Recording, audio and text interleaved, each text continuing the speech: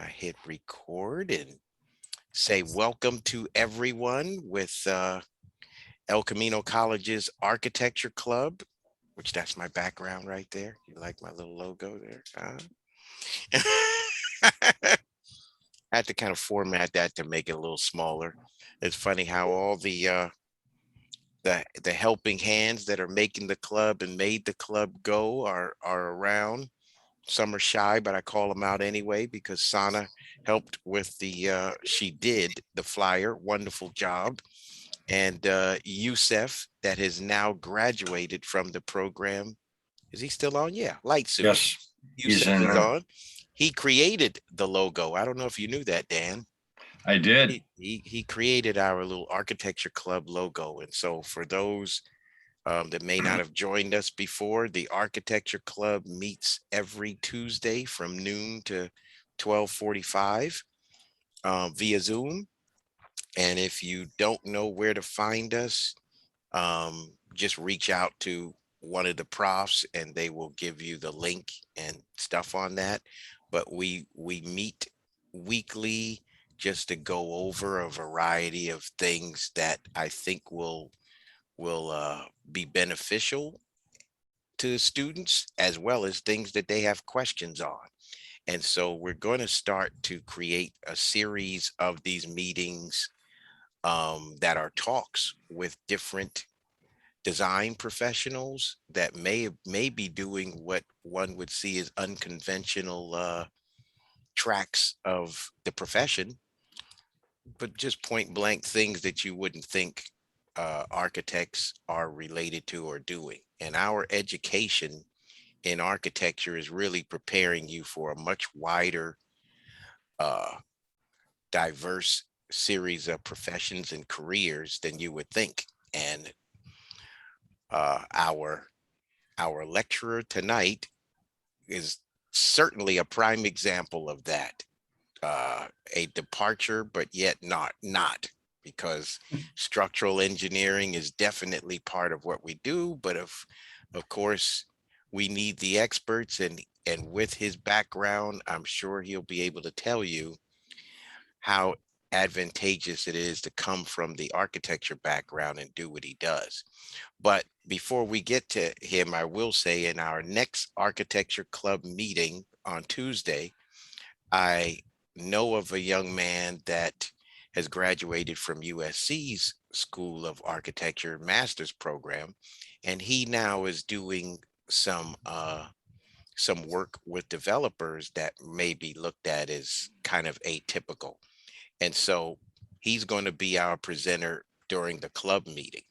So all of you look for a flyer that'll come out on that by Monday and say a little more about him. But by all means, tune in. The other thing we have going on with that is the other Eric Escamilla, is kind of helping us with social media for the club. And he's setting up a YouTube channel. So all of our recordings, like tonight's, will be available on that. So you could see it on demand. And for all of you, it will be a nominal fee. No, it'll be free to go back and see those if you missed them and see some different things. One of our featured lectures from last semester will be up on that, as well as the club meetings. So make sure for all the profs on the call, uh, point your students to that, and I'll let you know once that gets set up what that is so you can get to it. And there you go. I always keep all the profs aware of the different ones. I will say um, this semester, and what we're striving to do is have 3 guest lecturers a semester at least. And so Jimmy is our first of this semester. We have 2 other exciting ones that are going to be coming up. One is the lead design principal of HOK Architects, which is one of the biggest architectural firms in the country. And she's the lead design architect for the LA office. They're located in Culver City. So that'll be interesting to talk to her because, again, I've made her aware of our mission to make our students aware of diverse things you can do in architecture. So she'll be talking about interior design and architecture, which HOK does both. They're actually well known for their stadiums too. They were kind of the premier for a while, but that'll be great coming up in November. Date to be determined. And I have confirmed, Mark, I got that shifted to December 1st. I honestly think this will be something that everybody would want to check out.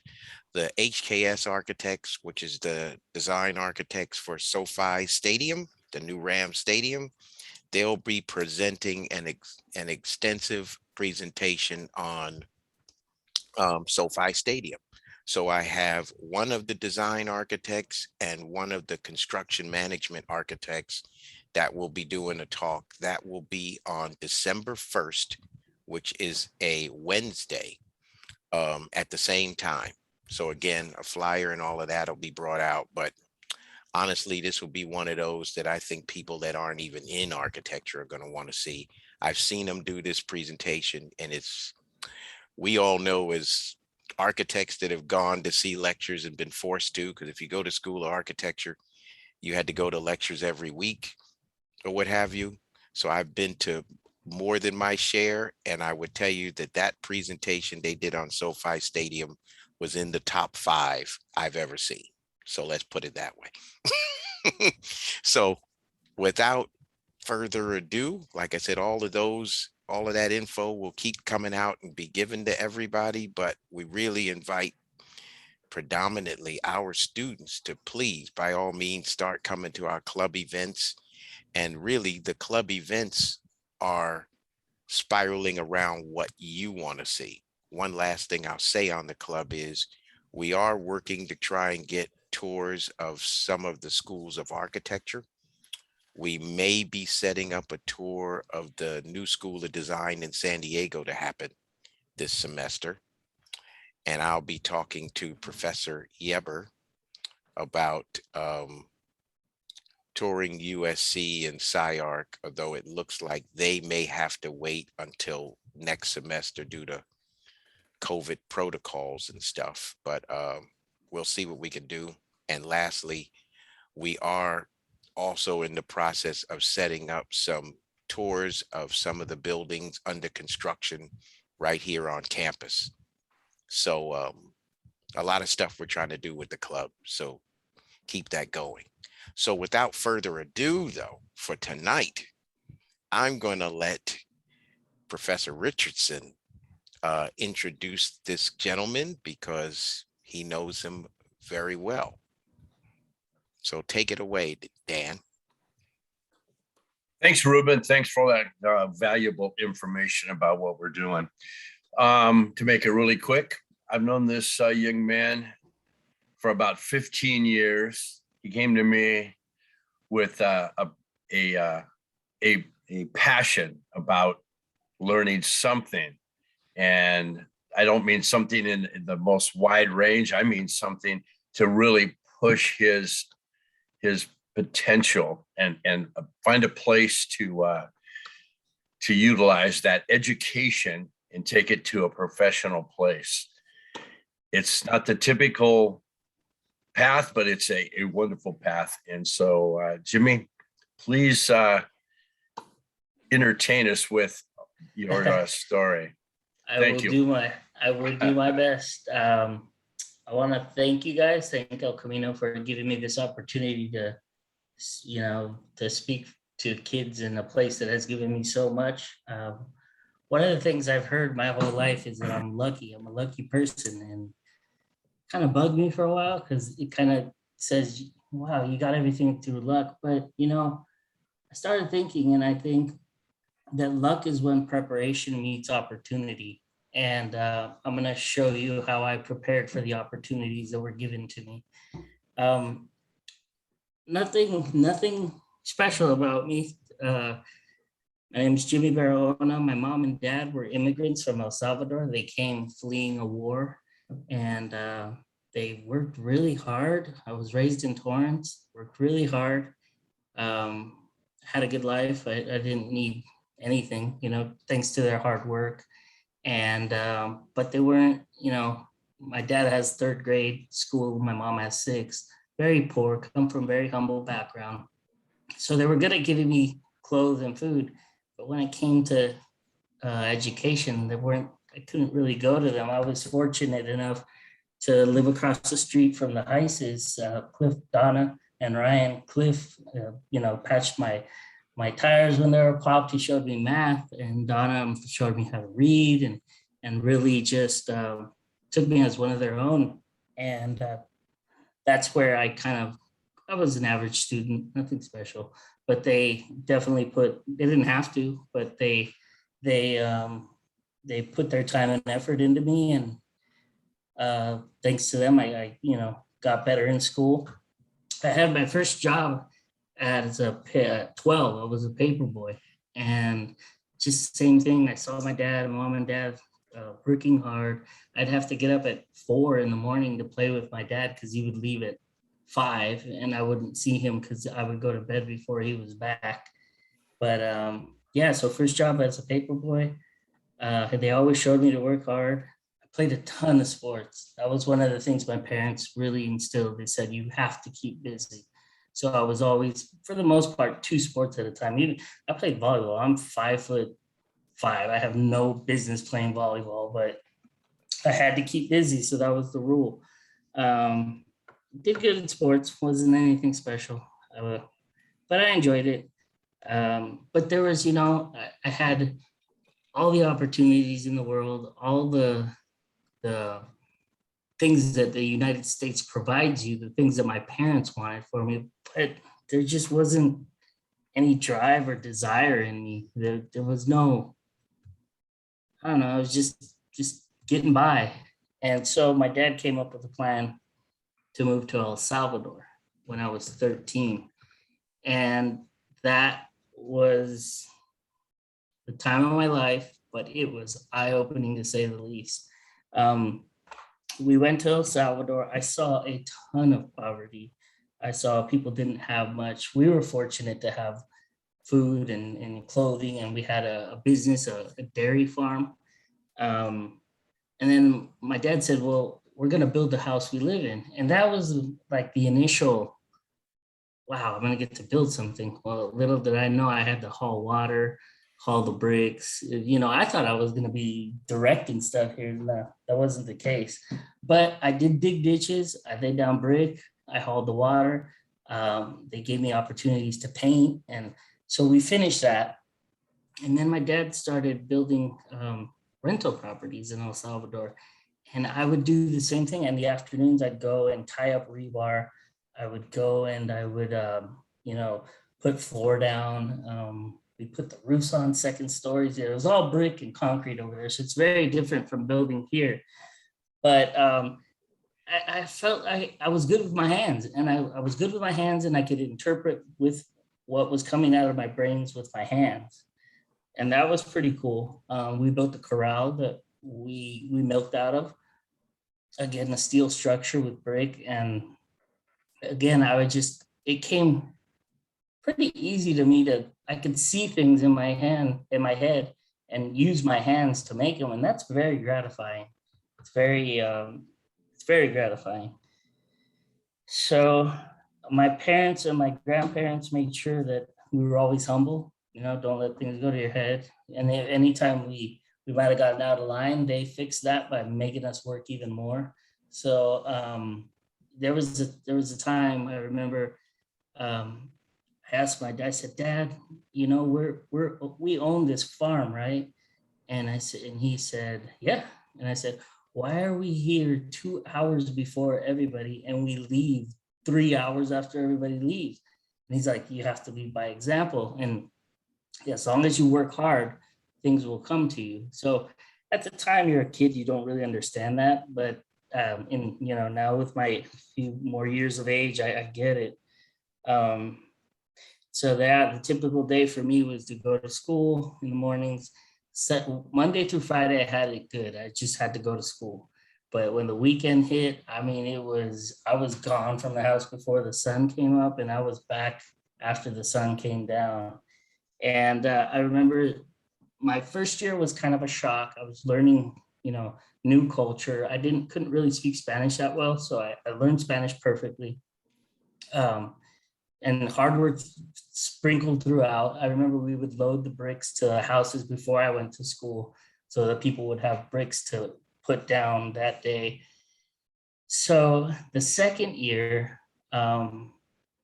it's the last day of school, and I remember, I don't know that I've shared this with anybody, but I remember sitting down and all my friends were happy that school was over, it's summer break, and I sat down and I was crying. And one of my teachers comes over and says, "Why are you crying? Aren't you happy school's over?" I said, "You have no idea what's about to happen to me, and as far as work goes." And it was like school was a safe haven as much as just, that was my safe place. But I pushed through it. It made me a better person. That drive and desire I didn't have was born. It was sparked. So yeah, it was just work, work, work. So I ended up graduating high school, and I told my dad, I don't think that El Salvador is a place for me to go to school. I want to go back to the States. And my eyes were really on making stuff, and I really like surfboards, and I wanted to make surfboards. So again, using my hands, seeing it with my brain, using my hands. And my dad's like, "Oh no, my dream for you is to go to school." So he kind of made me a deal. My dad had been in the surfboard industry for years before we went to El Salvador. And he's like, "We'll go back. I'll teach you everything I know, but you have to promise me you're going to go back to school in 2 years." It took me a little more than 2 years to go back to school, but I became really good at making surfboards. I was good at that. I'm still pretty good, I think. And then one day my dad just said, "You really need to go back to school." And at that time, I was roommate with Brian Heiss, again, the guy that I lived across the street from. And he's a structural engineer. And one day he came up to me and he said, "Hey, you want to tinker with this AutoCAD program?" And I was like, "Yeah, I'll do it." He said, "Measure the house and put it in AutoCAD." So I did. And I remember at the end of it, I was left with a house with no hallway. I mean, the hallway was literally like 6 inches wide. And so we fixed it. But at that point, I said, "I can do this. This is something I can do." So I took an AutoCAD class at LA CAD, I think was the name.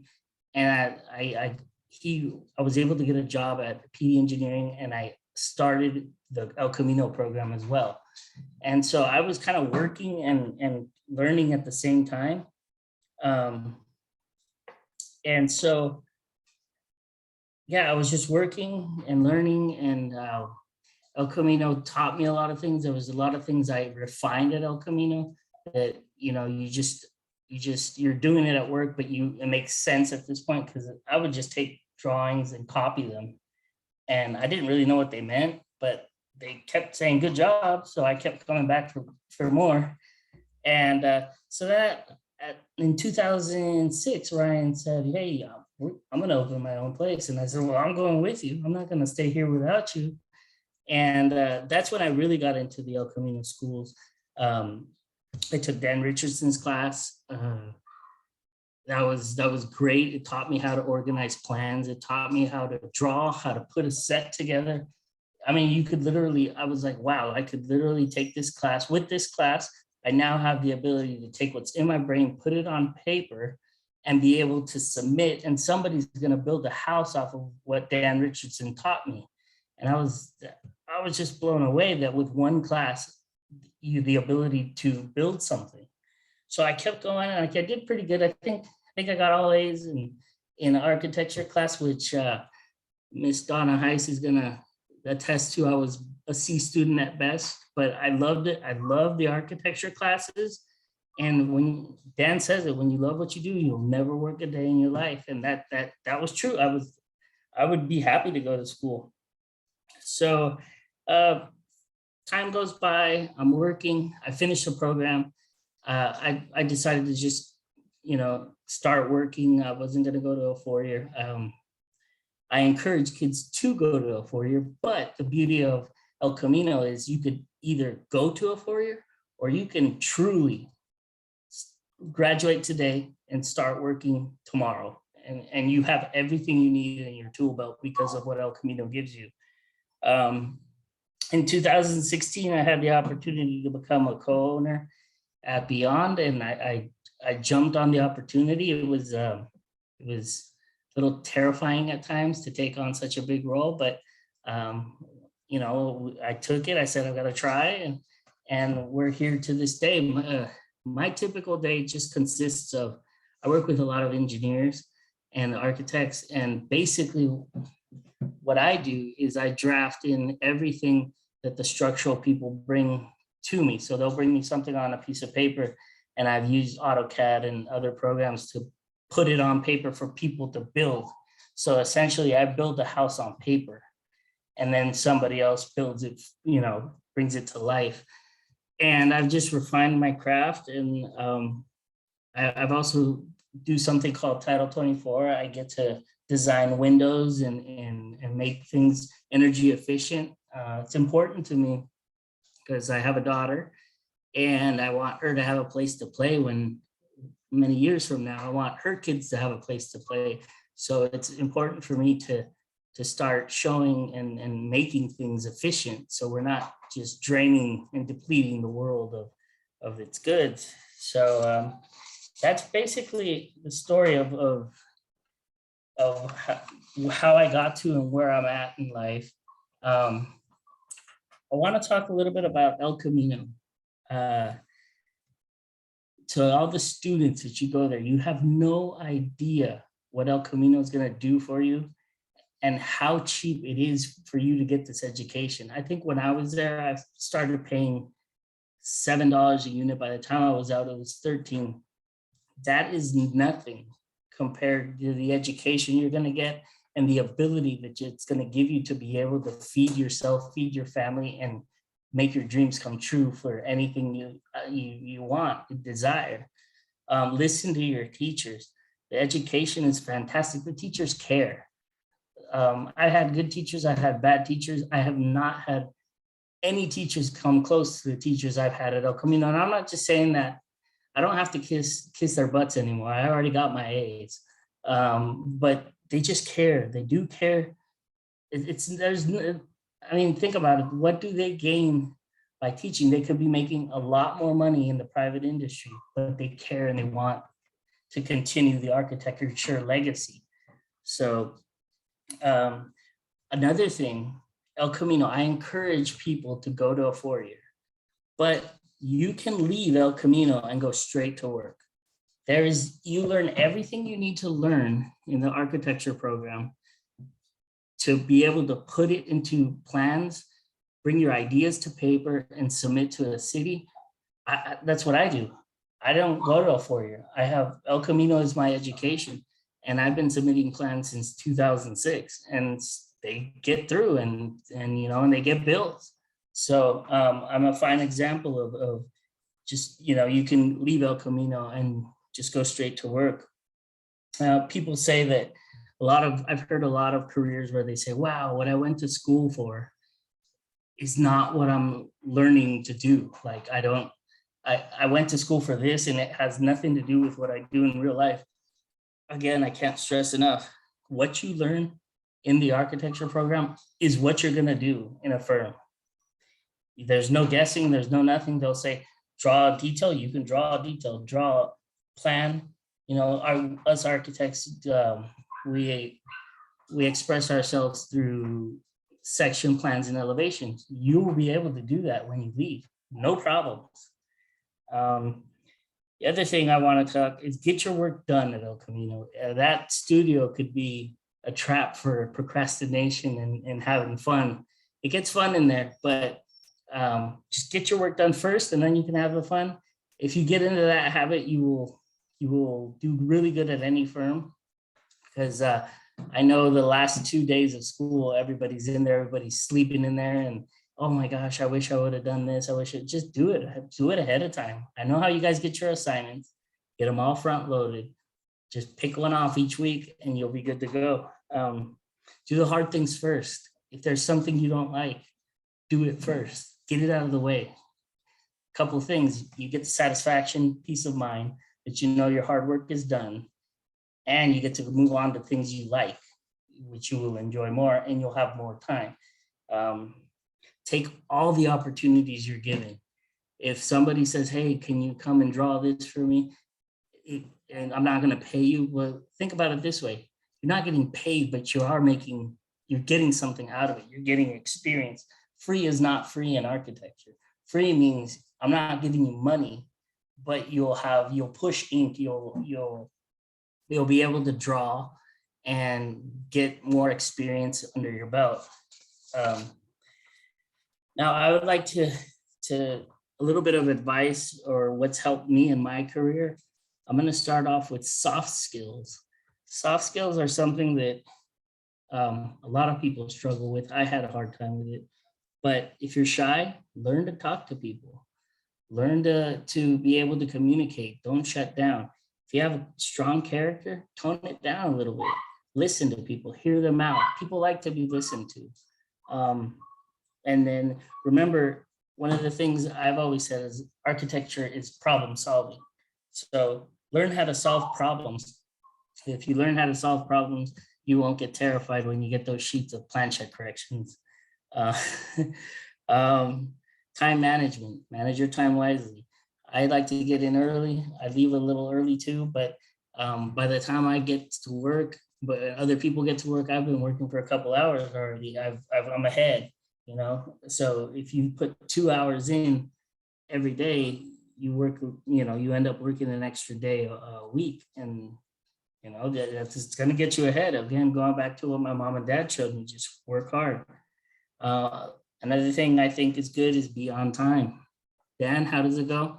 If you are, what did Dan say? If you are 5 minutes early, you're on time. If you are on time, you're late. And if you're late, don't even come in. So yeah, be on time, be respectful of people's time. Remember, time is the only commodity we cannot buy. So it's very valuable to everybody. Networking, keep track of your classmates. I work with four or five of the people I went to El Camino with, and it is awesome because you don't even have to trust. You don't have to build trust because the trust is there. You know these people, you know where they've come from, and you'd be amazed. There's people that I never thought I'd see after El Camino, and we do a ton of work together. So keep your colleagues, keep track of them, keep the networking. Take them with you, take them along with you for the ride. They'll take you, you get to go with them. You get to enjoy their projects. They get to enjoy yours. You know, it's a ride. So you got to take the few good cluster of people you meet and you work well with, take them with you. Took me a long time to believe in myself. So believe in yourself. If you have a purpose, if you're at the program, you're going to do well. Just take what you learn and put it into fruition and you'll be fine. And remember, one of the things my dad always tells me is somebody wants it more than you. So you got to remember, there's always somebody that wants it more than you. And one thing, I don't consider myself a genius by any means, but one thing I do know about myself is I will not be outworked. I put my head down, I wake up, I'm happy to go to work. One of the reasons why I know I chose the right career is because I'm happy to go to work every day. A lot of people can say that, but sometimes I don't want to leave the office. Now, if you've put in a long day of work and you don't want to leave because you're having so much fun, but you got other obligations. So that's why I think I chose the right career. So just remember, somebody wants it more than you, and don't be outworked. That's basically it. I have a couple people I would like to thank. Cliff, Donna, Heiss, thank you for teaching me, not giving up on me. Ryan Heiss, thank you for the opportunities you have given me. My grandfather, my uncles, my sister. My sister always says she looks up to me. I didn't understand it, but what I do take from that is, somebody's always watching. So you should be on your best behavior. And because somebody's always watching, do the best you can. My wife for supporting my dreams. My daughter for putting things into perspective. Wow, when you have a kid, you know you have to work, you know you have to feed that kid. And so I would like to thank them. Dan Richardson, you know, I always tell you, you taught me how to feed my family, and I will always be grateful for that. My mom and dad, they're my heroes. Thank you for everything you've taught me, and the people I work with day in, day out. I don't do this by myself. I have a very good team behind me, and I'm only as strong as my team is. So thank you guys. And that's it. If you guys have any questions, I would try to answer them at this time.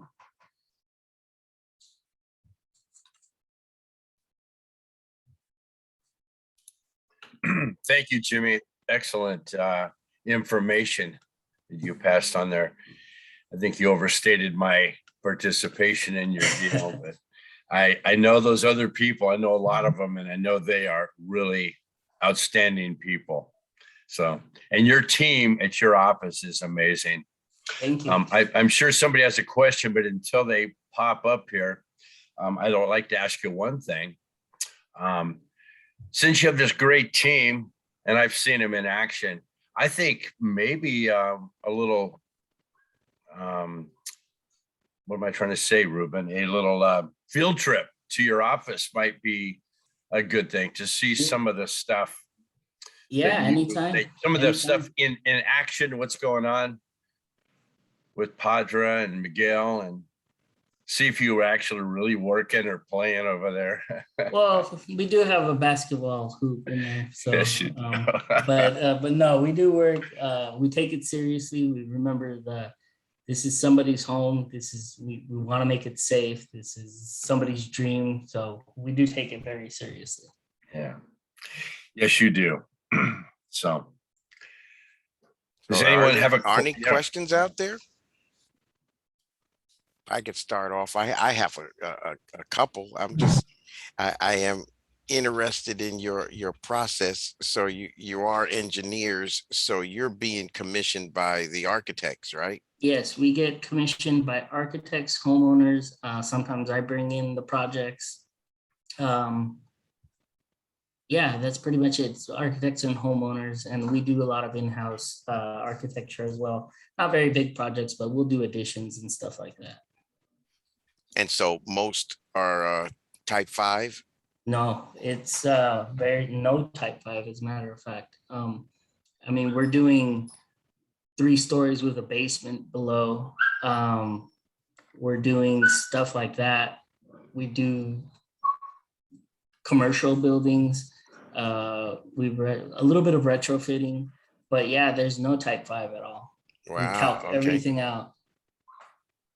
And so for everybody that may not be aware, the type 5 construction is your standard wood construction. So it's most of the residential single fams you see, Burger King, Mickey D's, those sort of things are wood construction. So steel construction would be larger homes or commercial buildings or things that may have a call for more expansive glass, like the beachfront houses and things of that nature. So yeah, we'll put you on the spot, Jimmy. You have any homes you could show us, or? I didn't prepare anything to show, but I mean, we work Palos Verdes, Hermosa Beach, Manhattan Beach, a little bit of Beverly Hills, El Segundo. We try to keep it on the coastal side of things. And I've had the opportunity to work with soccer players, hockey players, baseball players. I just finished up on a house for a very famous Laker player. So it's pretty cool. And I will say that sometimes I'm in these meetings and I just can't believe like they're entrusting me for these big projects, but I'm confident in my capabilities. But at some points, it's very humbling, to be honest, to think that somebody's going to trust me with their house. And so I would imagine on some of these larger projects, then the architects are bringing you in early on because they've got a vision for something and they've got to make sure they could get this thing structurally to Yeah, work. you're brought on basically after planning. After you go through planning, you start getting proposals for bids, and then you're brought in and you work throughout. And I mean, even during construction, you're not, just because you're done with the initial portion, you don't finish until like the person moves in, because there's always questions, revisions. Right. Somebody installed something incorrectly, which is hard because at that point you have to really think of how to solve a problem. Improvise. Yeah, like I said, architects are problem solvers more than anything. So with that, when you said planning, you're saying from that stage, would you say that would be from, as we call it, schematic design, that they've done a schematic design and now they're trying to sink their teeth in it more? Or is it even further back from that they No, bring you in? we pretty much get it after schematics, after they've kind of have a good feeling of what the house is going to look like. And they have a good understanding of what's going to happen. After that, there are changes, but they're very minimal. Sometimes they're kind of big, but for the most part, they're minimal. So for all of our students, schematic design would probably be largely what you're doing in studio at that level. So that's why Professor Yeber is working you. So that, your design and your concept, your ideas are tight at that point, and you're at a point where it's approachable to get an engineer to see how you're going to do this logistically, what systems and stuff. So maybe you could talk on that briefly, Jimmy. Would you kind of name a couple or three of the systems that you use? So you're talking as far as calculating stuff out? No, I meant like tilt up versus moment frame versus. Okay, so we have a one-story house will typically just be stick framing, wood, nothing fancy, hangers, a little bit of hardware. Once you get into the 2 stories, then PSLs, which are beams, it's a bunch of wood that's glued together and compressed. They has more strength than regular wood. We'll start getting into that, maybe a little bit of steel, bigger hold downs, more fasteners. And then once we get into the 3 stories, that's when the moment frames get in, hardy frames, prefabricated metal frames that come in because the shear is more intense. And then you'll start seeing more steel, more hardware. The hold downs get bigger. So that's pretty much what we do. We don't do much. We don't do tilt up. We rarely do concrete beams, but mostly it's mostly wood and steel. And on your commercial buildings, what are commercial buildings, we try to stick to wood as well. We don't really do the concrete tilt-ups. Right. I do it. I would imagine a lot of times, mostly warehouse and things of that nature. But I was curious, what are the program types? What are the buildings? What are the projects on the commercial side? So the commercial side, we've done, so we have hotel. We just did a hotel. We just did something called ICANN on Sepulveda. It's an organization that helps people with disabilities. There's a big project going on right now. It's called Hope Chapel, where we're doing rental units below one of the structures they have. I've seen them. They're like South Bay somewhere. Yeah, they're in the South Bay. But to be honest, I think about 15% of our work is commercial. We do get a lot like commercials. What we do get a lot is when they want to put HVAC systems on the roof, and then we'll come in and we'll reinforce the roofs and stuff like that. And that we do all over the place. But we try to stick to the residential stuff. That's our bread and butter. And so one other question I have, and I want others to by all means jump in and ask a question. But a question comes to mind. I think the students would benefit from hearing is business development. And you're saying it. What is the larger amount of your work? How did you guys evolve as a firm, and how do you market and get your clients, which are actually probably mostly architects, right, as opposed to the end user? Yeah. But how do you go after work and do all that stuff? So my advice to anybody that wants to open up a firm, in our early years, we took everything. We took from a retaining wall to a simple beam to a wall removal to, I mean, you just got to get your name out there. The two things that we've always prided ourselves on is, and this, I don't know why, but a lot of people don't do this, pick up the phone. When people call with questions and concerns, a lot of firms don't pick up, or they're late to get back to you. The thing that's worked out for us is we pick the phone up and we try to address any problems within 1 or 2 days, which is kind of unheard of in this industry. And that gets out when people see that you're on time with your projects and you pick up and you address things and you don't leave them hanging. That gets out. For us, it's just been word of mouth in the South Bay. One of the things we try is every now and then we'll get a new client and they'll try us out. I mean, you got to hit a home run the first time. You have to hit that home run because you only have one chance. And if you leave that sour note in their mouth, they're gone. So that's what I would do. My advice is take everything under the sun that you have the capability of doing, and just be responsive and be attentive to people. Remember, these are people's homes. It's very personal to them. We have to keep that in consideration. I can attest to what Jimmy says. I know when he was in class, he did those things.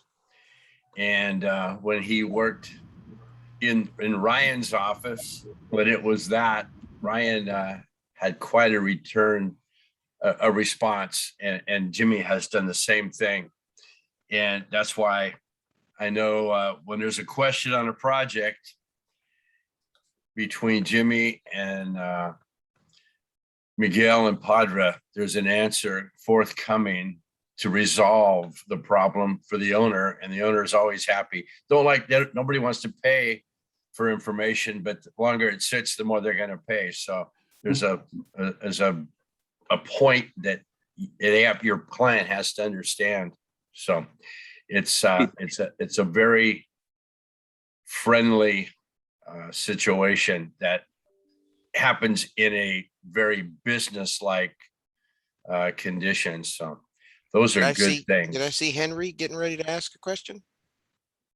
Sorry, I thought Dan was like finished up there, but Go ahead, Henry. It's all yours. No, just a real quick one. Hey, Jimmy. So I tell students who are new to the game here, let's say like in the last year or so, they've walked into this career. Well, they're walking in to start their professional career during some crazy times. And here we are, we're on Zoom. And what I tell my students is that the whole world is working via Teams, Zoom, Skype, whatever it is. We're sharing monitors and stuff like that. Have you guys found yourselves doing the same thing? Like, am I accurate in my assessment there? Yeah, so I remember the day the pandemic hit and everything shut down. I came home and I said, well, I told my wife, I said, I think I'm gonna have to go look for a job here pretty soon because I can't see us surviving. The weirdest thing happened. Not only did we survive, we thrived, and we had our best year last year. So people wanted to build for whatever reason, and I've been I've been I worked from home for a full year, and my team did a phenomenal job of being able to produce the amount of work we produced that year. With the way the internet is set up now, I've been in El Salvador and working, and it. I think, to be honest, it's a blessing to get a little bit of the good from the bad. It just taught us we could do this other ways, and it is possible. So there's a lot to be said for face to face, but at the end of the day, you can get it done from home as well. Yeah, I have a quick question regarding that. Did you have any issues regarding material, especially during the pandemic, and was there any workarounds regarding material? Because I noticed when I did forecasting, there was a lot of issues with containers and arriving in the port in time. So I don't see that much of the building side of things. I'm more on paper and plans. What I have noticed is that at this point, what we did a lot is PDF stuff and sent it via PDF. So I haven't bought paper for for the company in like a year, and that saves us money, right? But as far as materials go, I just not too long ago there was a little hype on wood. Kind of prices went up, and I think that was due to the container situation. But that has kind of leveled off and it's come back down. But for me personally, like I said, everything's on a computer, and so I don't really buy materials for constructions. Gotcha. Thank you. Yep, pleasure. Thanks, Eric. I have a question, Jimmy. Thanks Yeah. for sharing the story too, by the way, in the beginning. Knowing what you know now, and just kind of have lived through architecture school, what advice would you give your younger version of yourself? Just looking back on it. What advice would I give myself? For starters, to believe in myself. I think everybody is capable of doing whatever they put their mind to. I would tell myself, continue to work hard, because while kids my age were out having fun and partying, I was working all the time. And just put your head down and work. That's a good thing. Nothing bad will come out from hard work. But yeah, I think it would be work hard, continue to work hard, believe in yourself, and listen to people that have been in the industry longer than you. One of the things I hate when my dad says to me, my dad's not in the industry, but it's like sometimes your parents say, just wait, you'll see. Oh my God, I hate that because it's true. So listen to what people that have been in the industry longer than you say to you, because they're saying it because they've lived it. So that would be the advice I'd give myself. All right, great. You're not the only one that has to hear that. Just so you Thanks, know, Mina. my wife's grandmother, her saying is that similar parallel. She says, just keep on living. Yeah.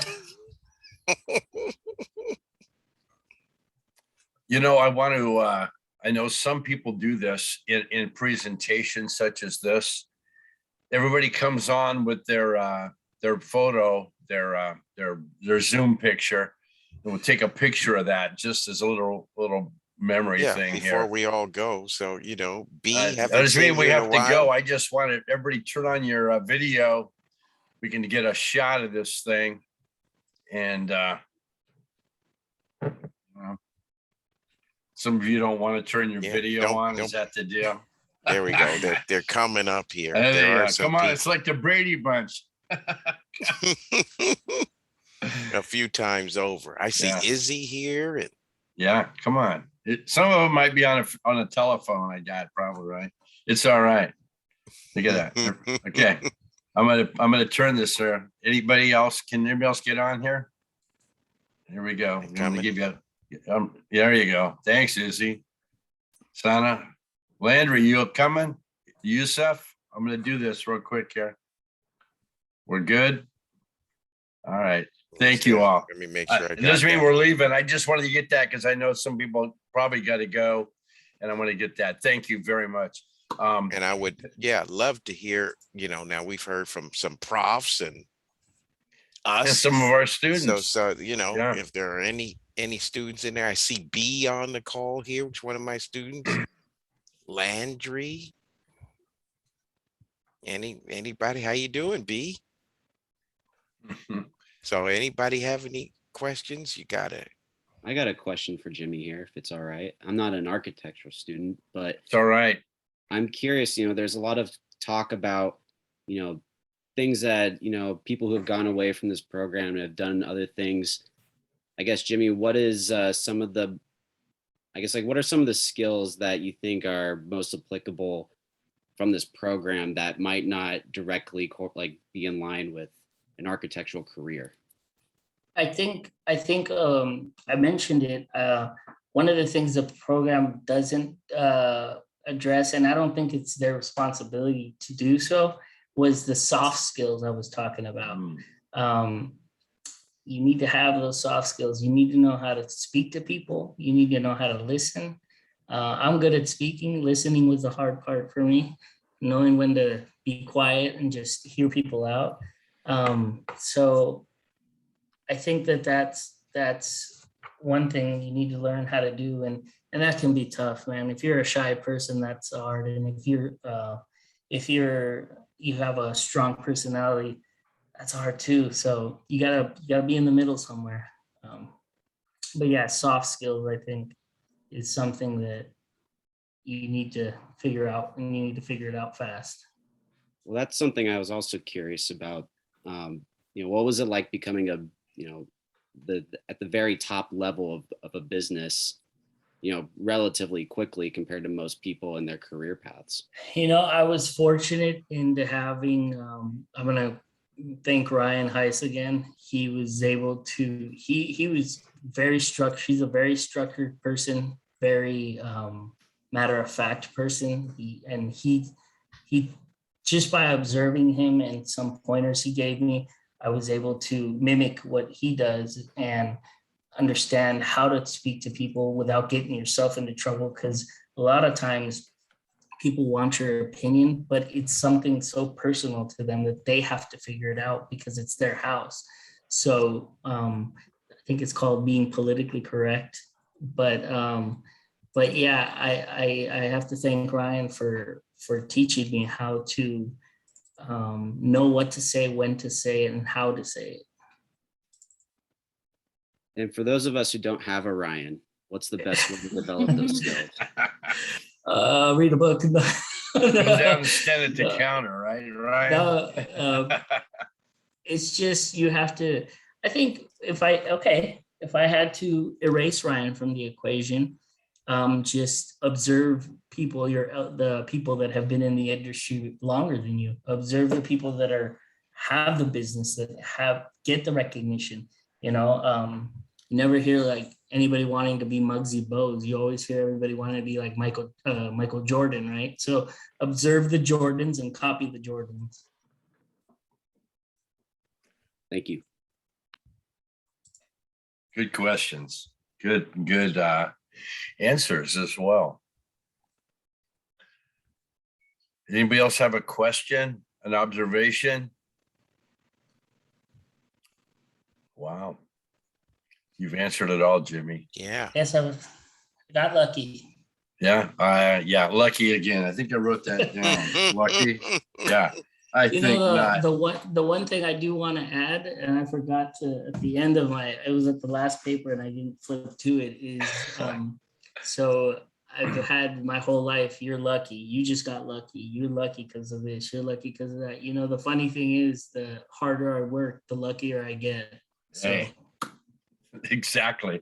Well, you said it, where preparation meets opportunity. You Yes, never know. You never know.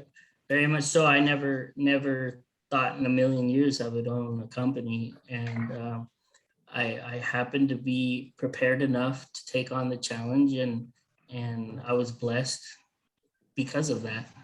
And when did you join them and when did you? So I actually started the company with Ryan in 2006. Now I wasn't an owner then; I was an employee.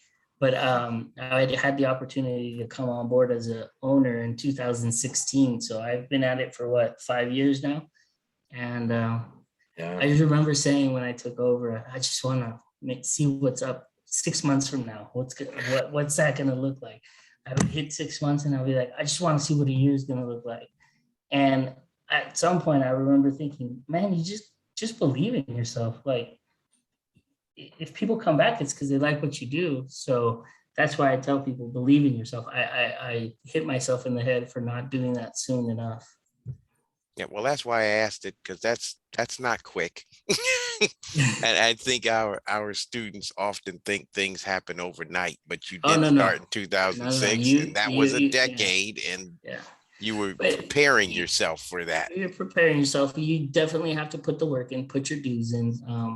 But things will come just if you just keep the course, work hard, prepare yourself, take as much information as you possibly can, put it in that brain and keep it in there. And when it's necessary, pull it out and things will come. But I do think you have to work hard and you have to pay attention to things around you and try to mimic those who have done it before you. What aspects of the project do you like the most personally to work on? I've realized what portions of projects I like to, and I've probably only realized that in the last 5 years. To be What they honest, were. if I love everything I do, but if I had to pick something that I had to do every day for nonstop, would definitely be Title 24, the energy calculations. I feel I understand everything I do and I have a great grasp on everything, but I feel like I knock it out of the park every time I do an energy calculation, and it's a good feeling.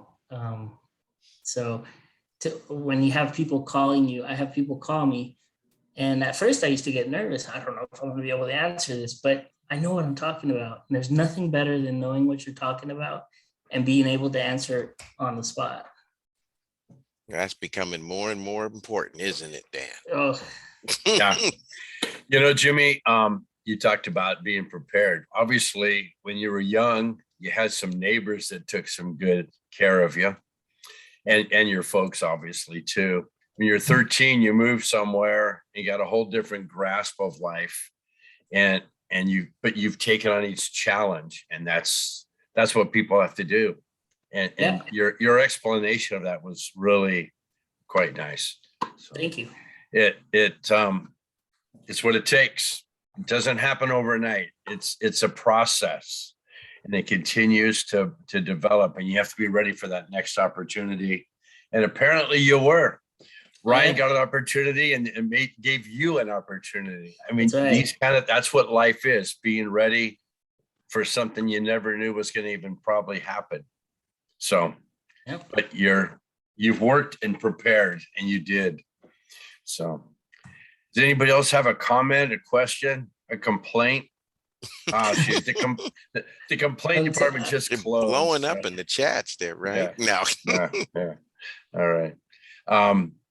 I think we're good then. If everybody No else, one Jimmy, has anything. Yeah. Thank you all for coming. Thanks for being here for this very special person. I've had a few special students, and I can tell you, Jimmy is absolutely one of those. An amazing young man, and I'm so proud to know him and still work with him. What he said about networking, what a great thing it is, and yet you establish a trust, and it's a great thing. So, thank you all for coming. Thank you for arranging this, Ruben. There you go. And I guess before we go, I will ask Professor Yeber to if he's got anything he would want to announce to students that are here, if he's back there on anything coming up. I know there's the transfer event on December 2nd. Go, I hear him. He's come on. So go ahead.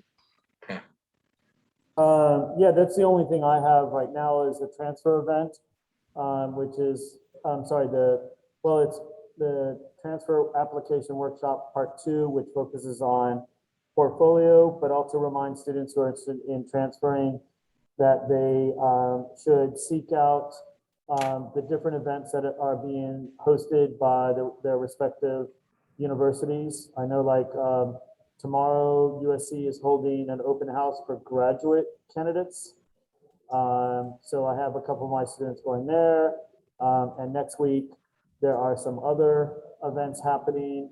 But so, you know, if you're interested in checking out information specific to a university, check out their website, see what events they're holding to help you better make a choice, an informed choice about where you want to continue your education. And the one he spoke of was December 2nd. That December is 2nd is the, our transfer workshop. So we'll have those, we should have most of the university representatives back. And we'll do the same breakout sessions where they can speak specifically to their specifications when it comes to portfolio submittal. And so I would advise all of our students, even if you're in first year of the program and saying, well, I'm not even going to apply till next year. It's never too early to start to plan and hear what's needed. So that would be a great event to just check out. Either way there. You can always change plans, just have one. That's what I always say. Yeah.